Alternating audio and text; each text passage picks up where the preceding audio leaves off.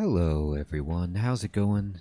Dr. Incompetent here, and let's resume our 2022 Complete Beginner's Guide to Dungeon Crawl Stone Soup with our Minotaur Berserker.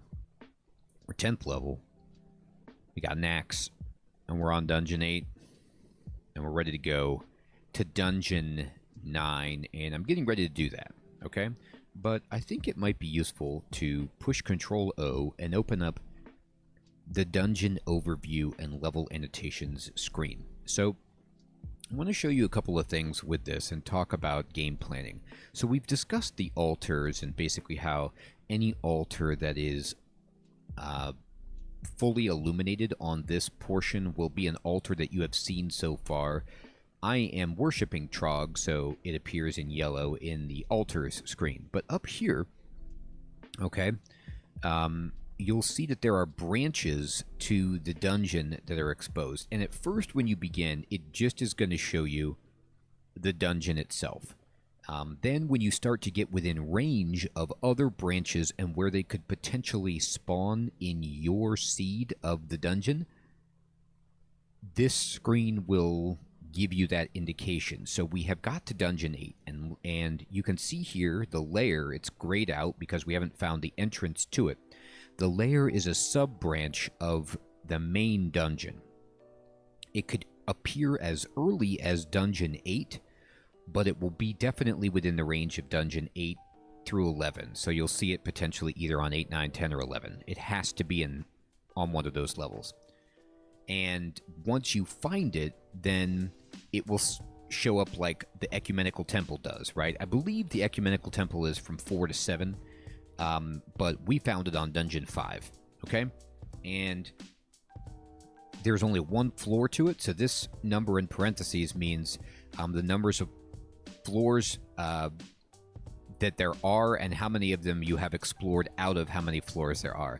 I haven't even gone into the Ecumenical Temple, so it says 0 out of 1. If I go in, it'll say 1 out of 1. But I didn't go in because I'm already worshipping a god, and I'm not going to switch gods. Now, we're on the main dungeon, and you can see there's 15 levels maximum to the main dungeon every single time. And I want to talk about game planning in terms of, like, the order that I go in. So, in general, okay, unless something is happening, or there's a really hard enemy, or I feel weak, or I feel really strong, or I just have a real desire to do something, or a character that's built to take out a particular sub-branch, my plan is loosely, okay? And you always have to adapt. It's not like there's going to be really good hard, fast rules for this, but my loose plan is to go down to about Dungeon 12 and stop there. So, like, the deepest I would go on the main dungeon at first would be 12. Once you get past level 12, and even sometimes on level 12, the enemies get really, really hard. And so I don't want to go down there until I'm sufficiently strong. And the way that we do that is explore some of the sub-branches that will appear, either the lair or the Orcish Mines, okay? And there is pros and cons to both of those, and we'll talk about them as we get there. But right now, if the lair were to have appeared on Dungeon 8, I would not be going there. The lair is hard, and I want to be at least through Dungeon 11, or maybe, hopefully 12, before I poke around in there. There are some specific things that are going to be challenging for us with this build in the lair, namely Hydras. Hydras are one of the hardest enemies that you'll encounter in the lair, and they don't care for axes or swords, anything that slices. They will spawn more heads.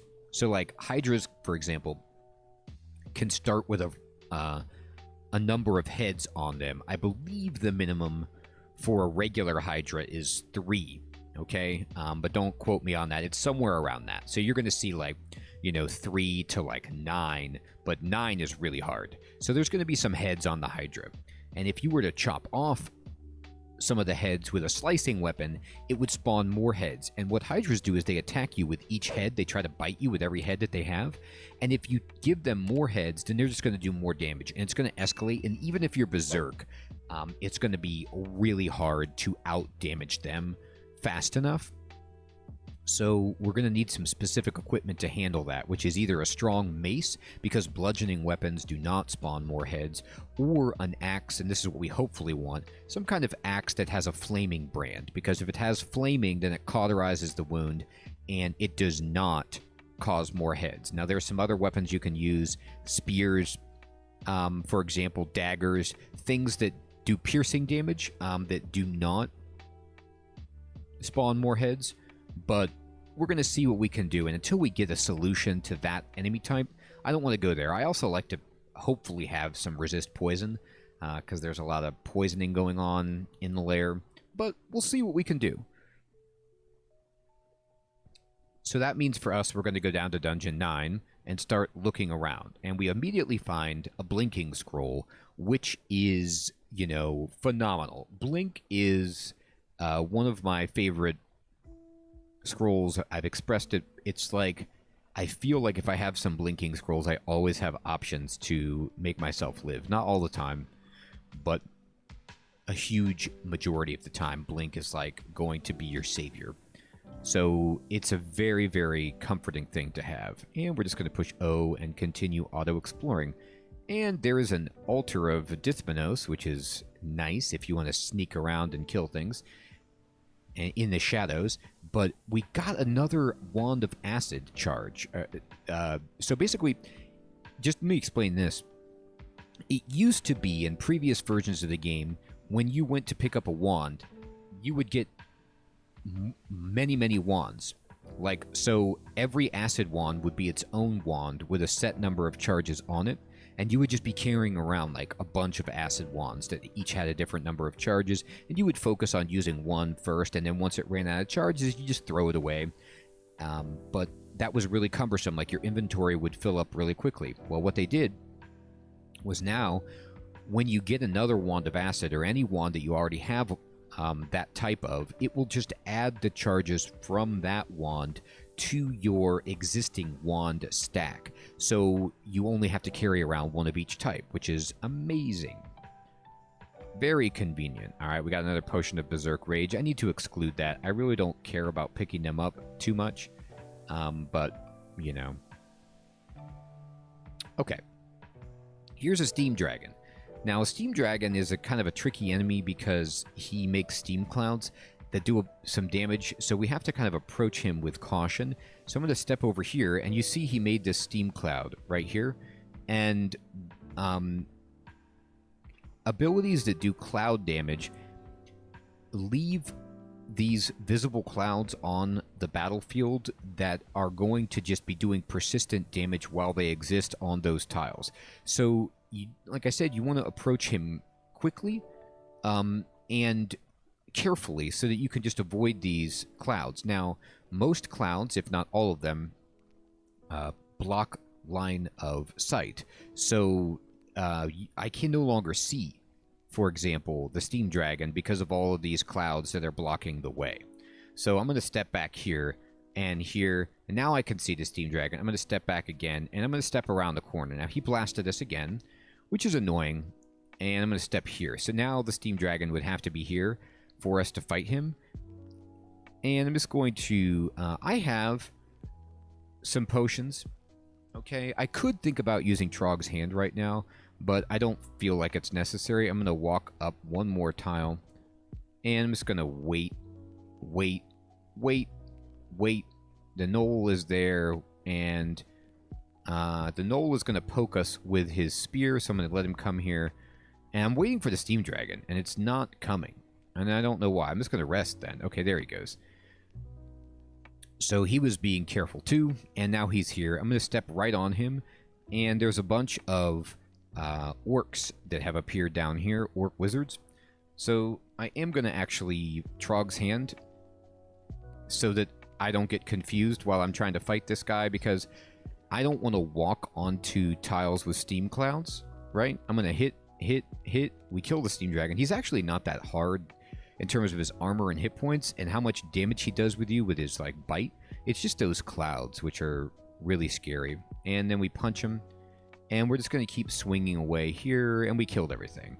And now there's a Knoll Sergeant down there, which is even harder than a Knoll Shaman in a lot of ways. But first of all, he doesn't see us. So we can just go back here and rest. And then now we're going to explore. There's a yak. The yak will come get us. And we need to find a good space to fight the yak. And here's where we're going to go. We're going to go right here. Trees, you can chop them down or burn them down by attacking them or setting them on fire. But you can also use them as choke points, just like walls. Okay, so I'm just going to step back here. And then I'm just going to wait for this yak to come try to get me. And we'll just chop them. Now, trees, by the way, you'll see that my axe isn't cleaving onto them, okay? So we're not going to, like, do damage to the tree with our cleave ability. And we killed all the yaks and the rest. Oh, here comes the sergeant. All right, so let's just fight the sergeant right away. Now, the sergeant, he's harder with more of his buddies with him because he can, like, buff them up. But one-on-one, he's not, at this point, not too hard for us. All right, we killed everything. I'm going to rest. Now, a tree, if I push down to walk on it, nothing happens. But if I push control and try to swing, it says there's something in the way. Oh, you know what? I can't chop down a tree. I lied about that. I feel like you used to be able to chop trees. You can definitely chop bushes and some plants, but not trees, but you can burn these, okay? So there's really funny interactions where you can, like, set entire forests on fire if there is a forest that exists within the underground, hit it with lightning or something like that, and just cause all sorts of mayhem.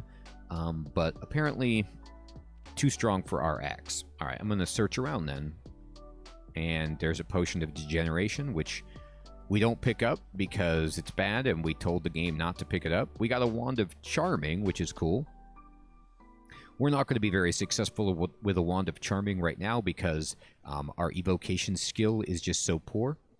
But it's something that you can use to try to charm an enemy to, like, be on your side, basically, and fight for you for a bit. And it's really, really helpful if you can get it to work. All right, killer bees coming. Bees are really hard. I don't know why, but they're hard to hit, and they do a ton of damage, and they'll poison you. So I always am very scared of bees. They also come in, like, huge packs, as you can see here. Now, we did okay right there, right? We didn't get poisoned, and we didn't get hurt too badly, but in general, I think bees are an enemy you want to watch out for because they can just be much stronger than you would expect. All right, here's a bunch of whites, and like I told you, I always look at the whites and see what they have. +5 dire flail, halberd, +3 dire flail, +5 morning star. That's probably what we're going to take. That +5 morning star is very, very strong. It's a one-handed weapon, and we could use that for Hydra work once we get our shield. And I'm just going to walk this wyvern back.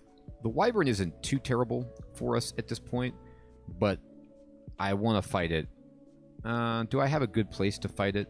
So I'm going to look over here at the minimap, and this hallway right here seems pretty reasonable. We're probably going to take some damage while we get in here, but this way we're protected from the whites, except for the white with the halberd, who's going to, like, reach over on us, and then it's kind of annoying. So we're going to try to get him out of the picture if possible. We couldn't quite get him out of the picture yet. I'm just going to go berserk right here and just clean these guys out. They're not that hard, and that might have been a waste, but I just don't want any kind of surprises from these dudes. I'm going to get the Morningstar. Now, the dire flails are also options that we could use against Hydras because we don't have a shield right now, but they're rather slow. All right, +0 plate armor. So that was an orc warrior. Orc warriors are a great source of plate armor if you're looking for some. But you want to be sure that whenever you find an orc warrior, if it's wearing plate, check it out. Just see if it's already... Because sometimes they'll have enchanted plate, and you'll be happy that you got it. There's some boomerangs if I want to throw stuff, like... But at this point, I'm not really going to be throwing anything. So I'm not going to pick those up. But early game, you could have some fun with some boomerangs. Alright, and now look. I saw all those orcs, and I thought maybe we found the Orcish Mines. because now you'll see another sub-branch has appeared, which is the Orcish Mines, which could spawn from floors 9 through 12. Orcish Mines are a cool vault because on the bottom level, there's guaranteed to be 4 shops, I believe, and you could find some good items, some good places to spend your money if you haven't seen shops yet. By the way, really haven't talked about it, but because it hasn't come up too much, but if you push Shift and 4 for the $sign, you'll see how much gold you have. I have 437 gold. Gold is mostly just used at shops. Maybe sometimes a ziggurat would take gold, but I don't see it too often. Or if you worship Gozag, the god of mercantilism and greed and everything, you can buy hit powers from him, and he takes money to worship. But for us, we're just going to be using it if we go to a shop, and sometimes you just don't see shops. But the great thing is, shops are guaranteed in the Orcish Mines. Now, they have some hard enemies in them, but for our character, they shouldn't be that bad because we have an axe and we're strong. Alright, let's explore Dungeon 10. And so here's a bunch of orcs spilling out, and right back there is their shrine of Beog, and that is a god that you cannot find in the Ecumenical Temple, and you can only worship if you actually are a player character orc yourself. But it's a good one if you can convert to that god with an orc, because you can do some pretty fun stuff in the game worshipping Beog, and Beog has some really good powers too, like Smite, for example. A lot of times you'll find a room like an altar room like that. There's another steam dragon. Terrific. I'm going to hide behind this wall so he doesn't see us until it's, better situation for us. Here he is. And he's right up on us, so we can just rip him apart. Our fighting is up to level 9. And, ooh, look, we have 3 pips of Trog Piety. I was wondering when that was ever going to happen. Anyway, a lot of times you'll find a, vault like this. And a vault is kind of lingo in Dungeon Crawl for just preset rooms that have a very specific architecture about them, where you're like, oh, if it's in this shape and it has this decoration, this is a preset piece that can randomly spawn, and you can just get some information if you know all the vault types. But anyway, you'll see rooms like this that have an altar of Beog, and then every tile is covered with orcs. So it's just a bunch of guys will just come running out. Now check this out. We're almost to the point with 3 pips, you need 4, where we can use Brothers in Arms and call in reinforcements from Trog, which is fantastic. It means that we're doing a good job of keeping our piety. And we'll just rip apart that ogre. I'm not even going to go berserk against that ogre. We don't need to. At this point, he could get a good hit on us, but for the most part, our heavy armor is going to protect us, and the fact that we just do so much damage with our axe, we're going to obliterate that guy before he has a chance to really do anything too nasty. Now here's a troll. A troll is very hard because it can go berserk, and their claws and their strength make them very, very formidable. So we're going to... They also regenerate. We're going to stand back and just start swinging, and if we start taking too much damage, if I would have taken one more hit, I would have gone berserk.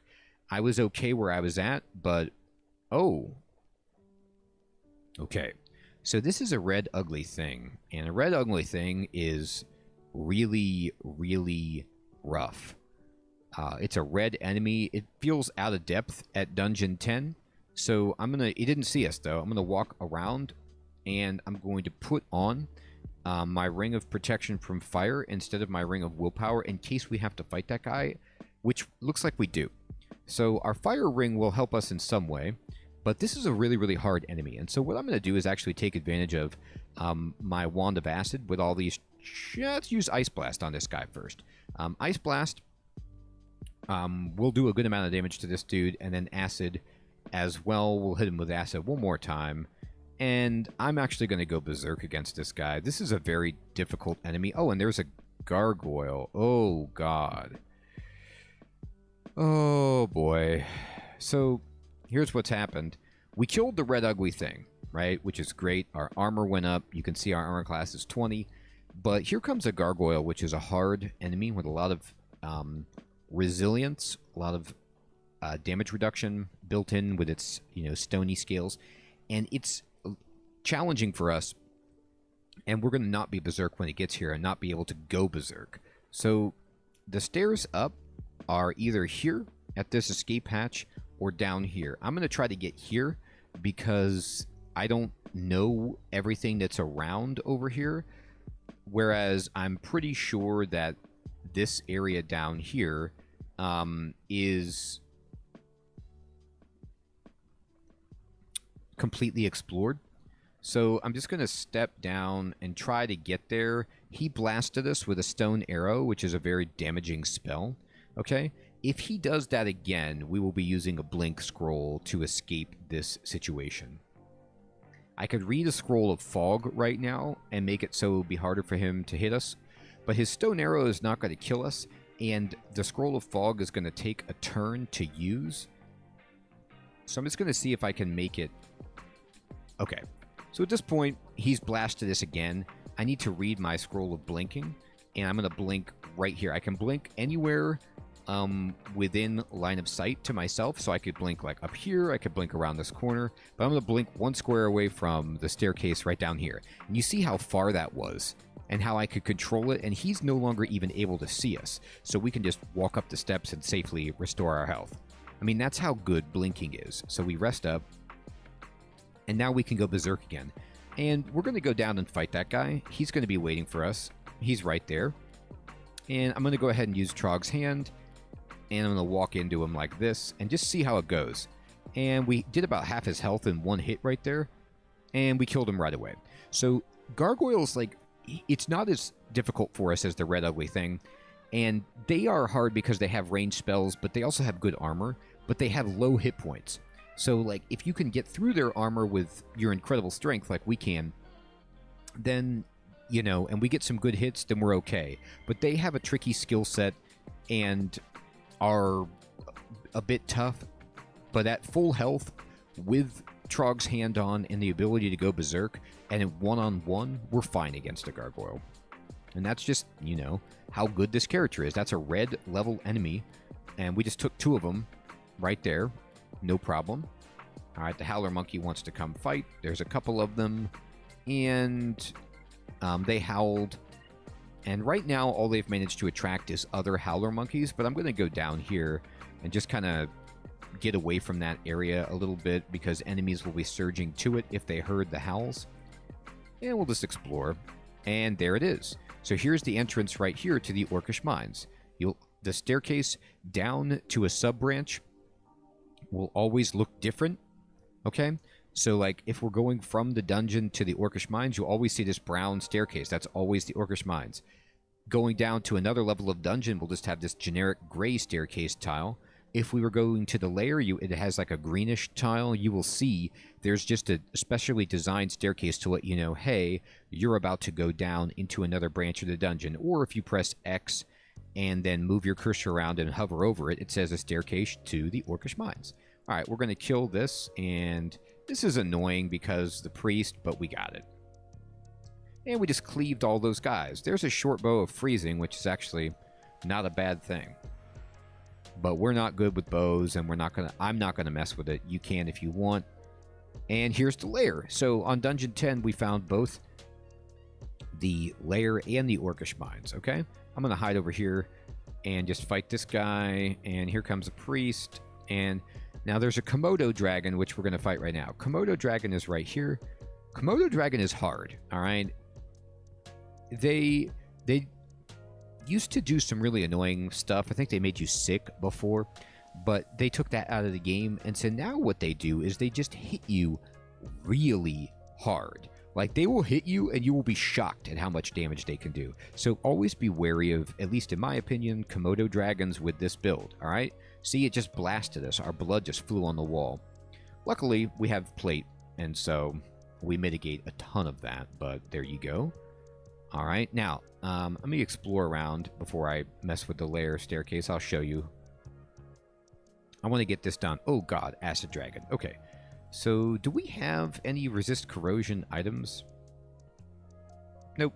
All right, I'm going to step here, and step in, and he hit us with his acid. and you see that we just got corroded, and it says corrosion -4.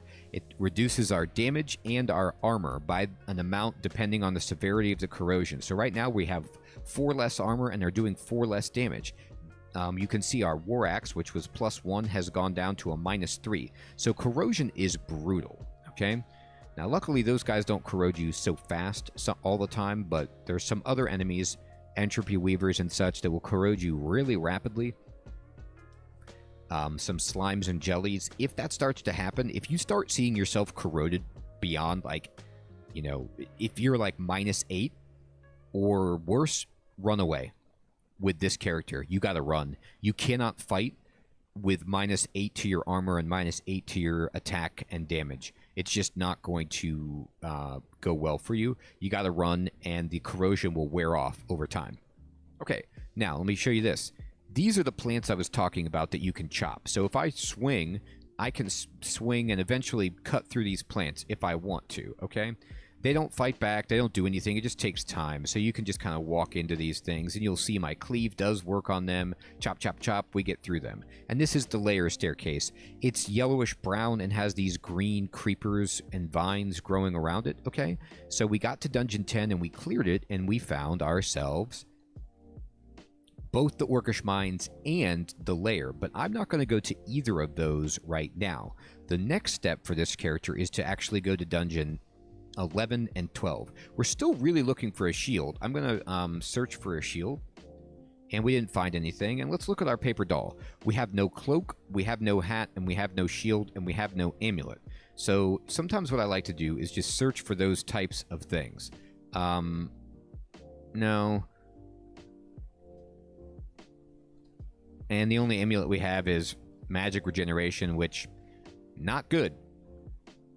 Okay, so we're already really strong, but we could be made much stronger by getting some items to fill in our character sheet here. And I'm going to change my ring, by the way. I'm going to go back to my ring of willpower and take off my fire resistance because I don't need it as much right now. And then I'm going to read a scroll of Identify, and we're going to check out this potion here. Potion of Haste. Very good. So Potion of Haste makes you faster, which means you can like run away or you can attack faster. Also, if you've been slowed, like you're coming off Berserk and you get slowed, you could drink a Potion of Haste to negate the slow. It won't speed you up, but it'll make you move like around normal speed. So that's good if you need it. Okay? And let's see, other scrolls. Nope, we have no unidentified scrolls. We just have one unidentified potion. And we're at level 10 on fighting, okay? And almost level 10 on armor. So what I'm going to do then is I'm going to switch. You could see we have 99 health. So fighting has given us a bunch of extra hit points, and armor has taken our armor class up to 21, which is great. We're going to level these things up further later, but for now, I'm going to switch over to evocations and dodging just a little bit. You can see that my evasion is still 8, which is nice. I mean, if you dodge an attack, it's a complete negation of any damage. You take nothing. So it's still very good to have some evasion, and if we boost our wand strengths, that will give us a little bit of reach with this character, which is also great. So let's raise up our ability to use evocable items, okay, and our dodging for a little bit. Then once those are pretty good, we can come back in and think about, you know, raising up armor or fighting, but hopefully by then we have shields to level. All right, everyone, this is a great place to stop this episode. We've fought some hard enemies, got out of some tough spots. We had to use a blinking scroll. Look how many different wands, potions, and scrolls up at the top of the screen that you see that we have now that we can use. Our options are increasing. Our piety with Trog is increasing. We only have a couple of more levels of the main dungeon to do before I feel like it's probably time to either go to the lair or the Orcish Mines, and we're cooking with gas. I hope you all are still finding this to be informative. I hope you have an excellent evening or day, and I'll check you next time. Take care.